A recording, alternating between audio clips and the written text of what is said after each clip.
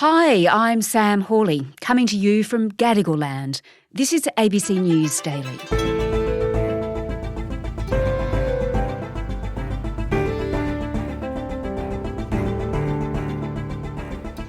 The head of the Reserve Bank, Phillip Lowe, has fronted a Senate inquiry, saying raising interest rates is the best way to fight inflation. But is inflicting pain on Australian families the only way? Today, business and economics reporter Gareth Hutchens on why there could actually be an ingenious alternative.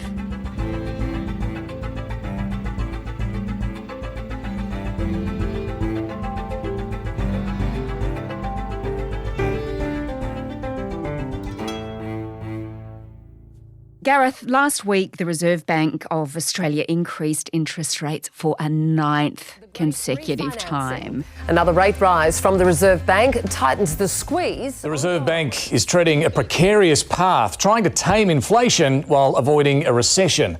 And so that's confronting for homeowners because they're paying even more money to the banks. Yeah, you're left feeling like the banks are stealing our money. The RBA, to try to control inflation, needs to stop us spending. We are trying to navigate a narrow path here. We want to get inflation down because it's dangerous. And to do that, it's continuing to raise interest rates. Get demand. Interest rates, for all the faults and all the problems we have, is the more nimble tool. So, we pay more of our income to the banks, and that takes money away from us and prevents us from being able to spend at the shops. I know everyone's piling on Phillip Lowe, the head of the RBA at the moment. I get a lot of people writing to me, telling me about their personal circumstances, and I read those letters and hear those stories with a very heavy heart. Is it really his fault, Gareth? Because it's his job, isn't it, to keep inflation in check? And isn't it the only way he can do that is by raising rates? Yeah, let's not make this a personal attack on the governor. Mm-hmm. It's not even a personal attack on the Reserve Bank as an institution.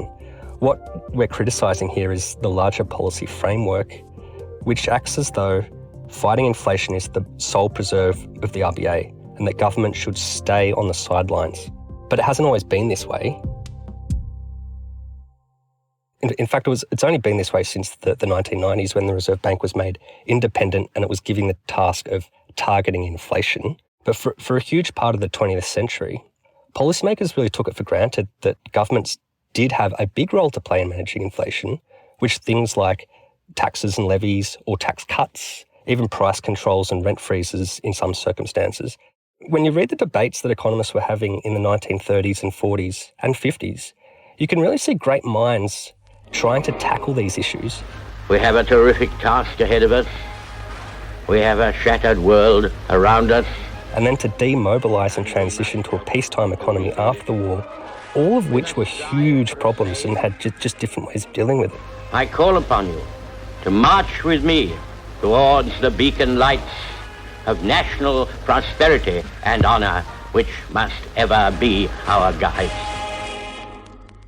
Now, in 1940, the British economist John Maynard Keynes was thinking really deeply about ways to control inflation when the British economy was going to be in a full employment situation during the war, and he wrote an essay called How to Pay for the War, where he talked about the economics of compulsory saving, and it's a masterpiece in macroeconomic thinking. And it also sounds like it's complicated then. What was he saying? It's actually pretty simple. Keynes argued that during the war, people were going to have a large amount of disposable income and accumulated savings because there'd be a situation of genuine full employment because of mobilisation for total war, but there'd be fewer opportunities for people to spend their income because most of the resources in the economy would be directed towards the war effort, so there'd be fewer consumer goods in the economy. And he suggested you'd have two options. Right. And what are they, I assume, not increasing interest rates? Well, increasing interest rates was one of them, but he said the other option was more palatable. So he came up with the idea that you could postpone people's ability to spend too much by quarantining a proportion of their weekly income every pay cycle and putting it into a fund where it could generate interest for those workers. Then after the war, that money could be released back to workers to support consumption through any post-war slump that might eventuate.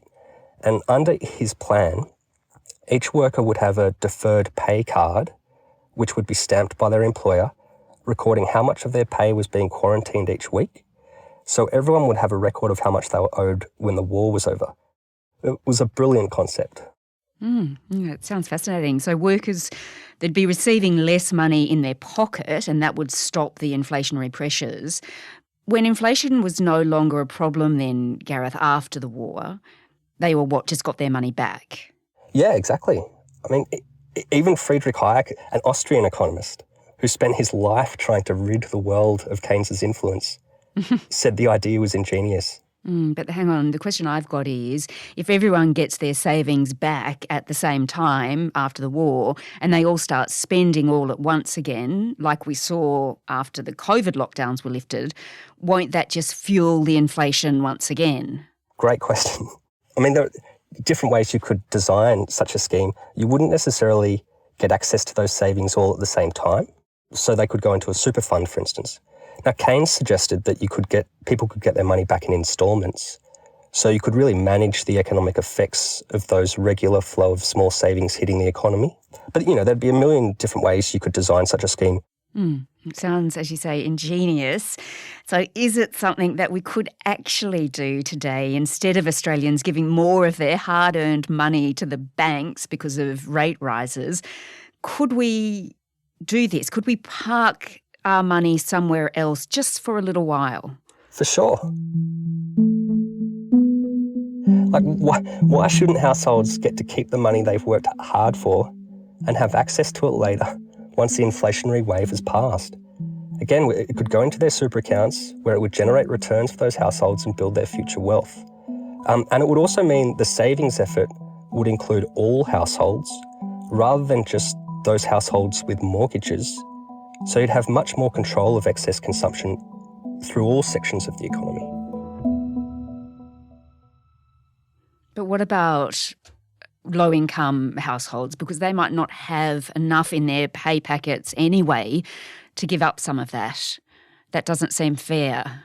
No, I mean, another great point. They wouldn't necessarily have to be included.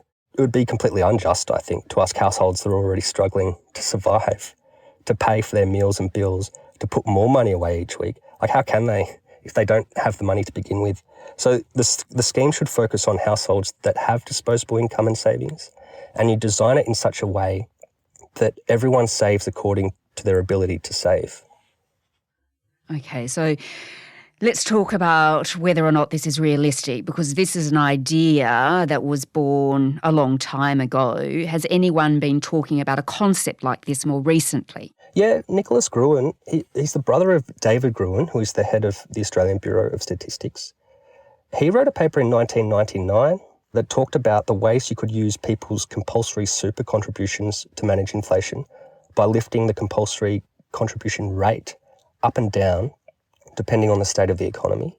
Much more recently, in 2020, another Australian economist, Lachlan Curwood-McCall, he wrote a paper saying you could have an adjustable compulsory savings mechanism separate to compulsory super, but which would put excess savings into people's super accounts during inflationary episodes. So it'd almost be auxiliary to the super system.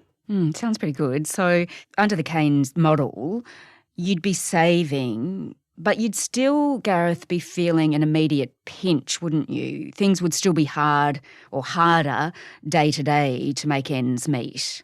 Yeah, you would, because you'd be told each week that a proportion of your income is going to be quarantined that you can't spend, so you just have less money. That's just the reality of it. But, I mean, we're dealing with that situation at the moment when households are being forced to hand over more of their income to their banks.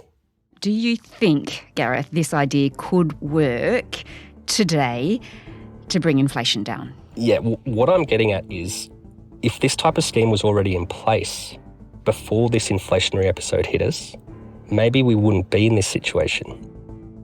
If we allowed ourselves to use more creative and alternative ways of controlling inflation, we wouldn't be solely relying on monetary policy, lifting rates up and down to do all the heavy lifting. By relying so much on monetary policy over the last 30 years, it's led to the situation we're in now. With socially destructive house prices, increased wealth inequality, a growing divide between homeowners and renters, there has to be a better way.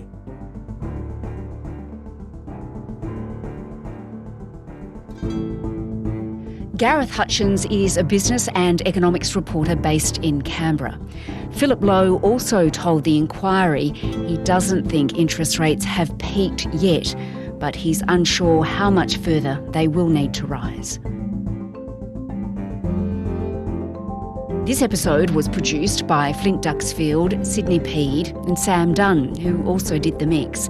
Our supervising producer is Stephen Smiley. I'm Sam Hawley.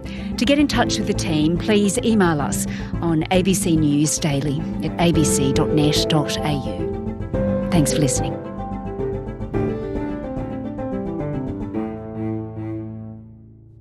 Subscribe to listen to more free podcasts or download the ABC Listen app and stream ad-free.